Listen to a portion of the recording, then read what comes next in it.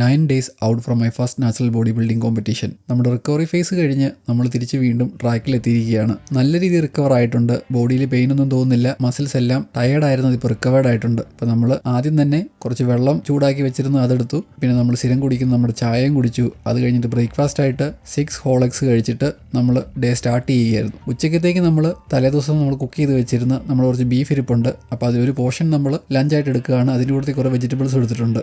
ഇന്ന് നല്ല മഴയായിരുന്നു രാവിലെ തൊട്ട്. അപ്പോൾ നമ്മൾ ബസ് കയറി നമ്മൾ ജോലി സ്ഥലത്തെത്തി.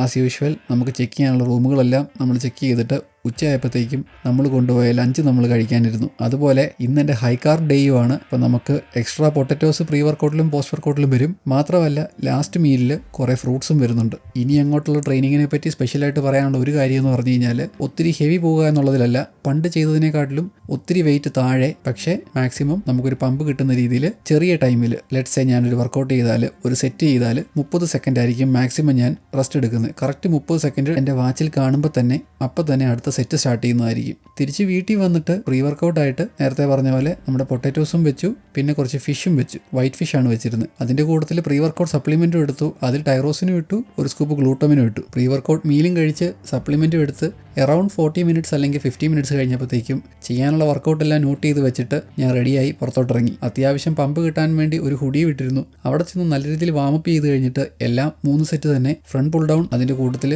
ഓവർഹെഡ് ആർക്ക് പ്രസ്, അത് കഴിഞ്ഞിട്ട് ഡംബൽ ഷ്രഗ്സിൻ്റെ 3 സെറ്റ്, അത് കഴിഞ്ഞ് ഡംബൽ റോ ചെയ്തു, അത് കഴിഞ്ഞ് റിയർ ഡെൽറ്റ് ആക്ടിവേറ്റ് ആകുന്ന രീതിയിൽ നമ്മൾ റിയർ ഡെൽറ്റിൻ്റെ ഫ്ലൈസ് ചെയ്തു. അത് കഴിഞ്ഞപ്പോഴത്തേക്കും നമ്മൾ ലോ കേബിൾ റോ ആണ് ചെയ്യുന്നത്.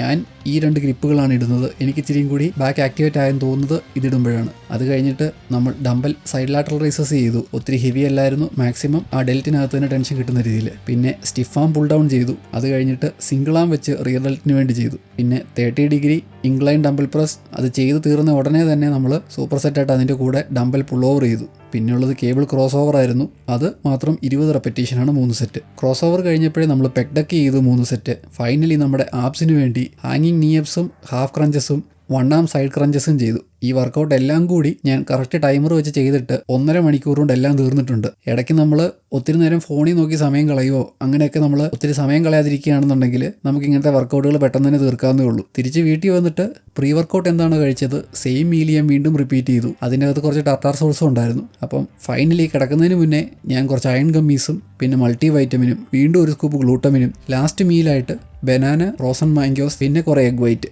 ഇത്രയും കഴിച്ചിട്ട് ഡേ ഫിനിഷ് ചെയ്ത് കിടന്നുറങ്ങുകയാണ്.